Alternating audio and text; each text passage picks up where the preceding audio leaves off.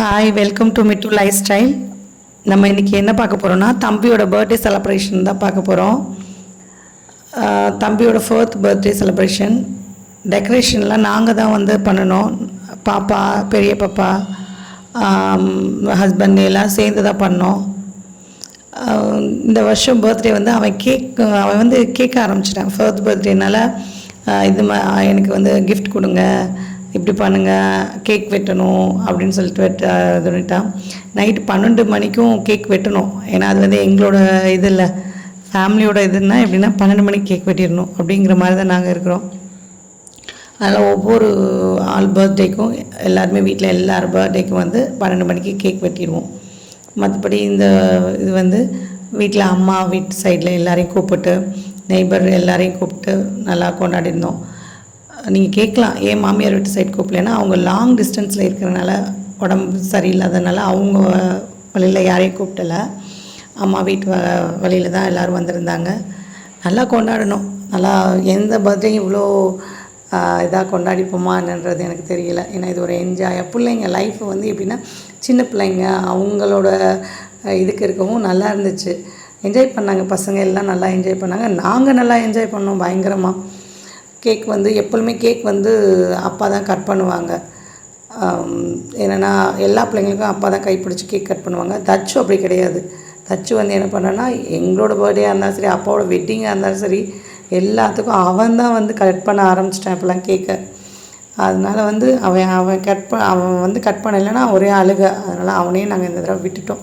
சரி கட் பண்ண அப்படி சொல்லிட்டு, அப்புறம் அப்படியும் அப்பா கை பிடிச்சாங்க, பிடிக்க விடலை. அவனாக தான் கட் பண்ணான்.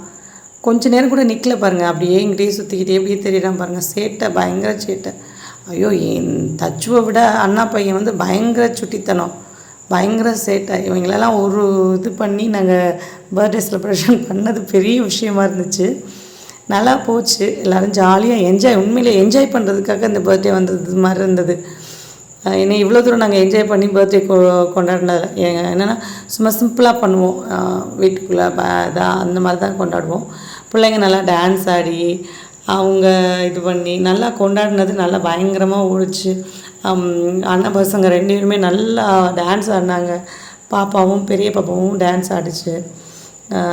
நல்லா தான் கிஃப்ட் கொடுத்தோம். அவனுக்கு வந்து கிஃப்ட்டுன்னா வந்து மோஸ்ட்லி வந்து வேறு எதையுமே விரும்ப மாட்டான். துப்பாக்கி தான் வேணும் அப்படின்னு சொல்லுவான். அந்த மாதிரி அவனோட இதில் வந்து துப்பாக்கி வந்து டுக்கா, அவன் டுக்கான்னு தான் கேட்பான். டுக்கா கொடுங்க, டுக்கா வாங்கி தாங்க.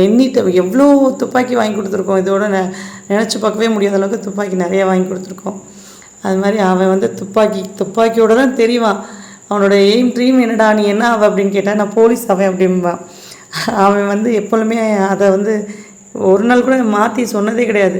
நாங்களும் ஒவ்வொன்றும் சொல்லுவோம், இதுப்பா டாக்டர், நீ என்னடா பண்ணுவேன், திரும்ப கேட்டாலும் அதே கொஸ்டின் தான். நான் வந்து போலீஸ் ஆவேன் அப்படிங்கிற மாதிரி தான் சொல்லுவான். அதனால் எனி டைமுக்கு அவன் கேட்குறது ஒன்றுன்னா துப்பாக்கி தான் வேணும் அப்படிங்கிற மாதிரி அவன் கேட்பான். அதே மாதிரி அவனுக்கு கிஃப்டாக துப்பாக்கி வாங்கி கொடுத்தாச்சு, வாட்சும் வாங்கி கொடுத்தாச்சு.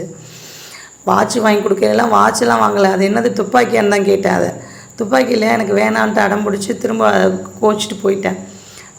அந்த மாதிரி பெரியண்ணா ஒய்ஃபு, சின்னண்ணா ஒய்ஃபு, அண்ணன் பசங்க, அம்மா அப்பா எல்லாம் வந்து ஈவினிங் வீட்டுக்கு வந்துட்டாங்க.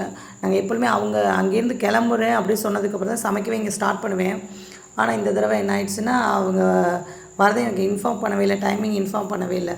அவங்க வீட்டுக்கு வந்து இறங்கினோன்னே நான் கால் பண்ணுறேன், நாங்கள் வீட்டுக்கு வந்துட்டோம் அப்படின்னு சொல்கிறாங்க. ஐயோ அப்படின்னு சொல்லிட்டு, இனிமேல் நம்ம ஒரு ஆளாக சமைக்க முடியாது அப்படின்னு சொல்லிட்டு அப்புறம் ஃபேமிலியோடு சேர்ந்து சமைக்க ஸ்டார்ட் பண்ணியாச்சு. அப்புறம் நூடுல்ஸு அண்ணன் ஒய்ஃப் செஞ்சாங்க. அப்புறம் சிக்கன் கிரேவி அண்ணன் ஒய்ஃப் செஞ்சாங்க. மற்றதெல்லாம் வந்து நான் செய்ய ஸ்டார்ட் பண்ணிட்டேன். ஸ்டார்ட் பண்ணி நல்லா டக்குன்னு சமைச்சு முடிச்சிட்டோம். சமைச்சு முடிச்சுட்டு கேக்கையும் கட் பண்ணி முடிச்சுட்டு, கேக்லாம் கட் பண்ணிவிட்டு நல்லா அவங்க டான்ஸு பயங்கரமாக இருந்துச்சு. அண்ணன் பிள்ளைங்களோட டான்ஸ்லாம் பயங்கரமாக ஆடினாங்க.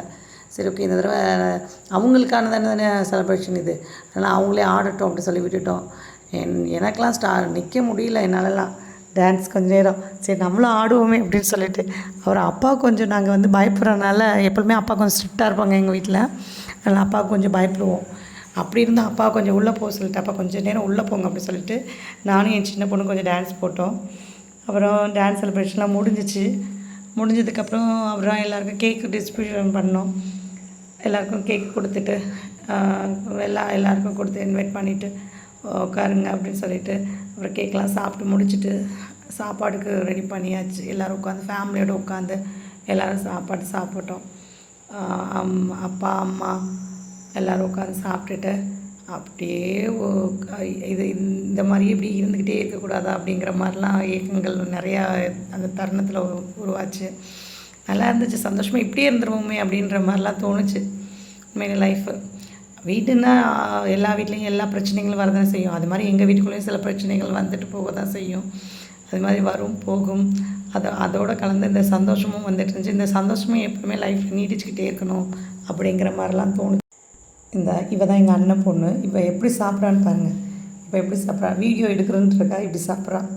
அவளோட சாப்பிடும்போது ஒரு வீடியோ நான் சென்ட் பண்ணுறேன் பாருங்கள், எப்படி சாப்பிடுவான்னு சொல்லிட்டு தான் சாப்பிட்டேன். அக்கா வீடியோ எடுக்க போகிறீங்களா, இருங்க நான் சாப்பிட்டேன், ஒழுங்காக பார்த்து எடுங்க அப்படின்னு சொல்லிட்டு எடுத்தா. ஜாலியாக தான் பிள்ளைங்க வந்து ஜாலியாக இருந்தாங்க. லைஃப்பே வந்து நல்லா இருந்த மாதிரி இருந்துச்சு. பிள்ளைங்களை பார்க்கையில் ஓகே நல்லா இருந்தது.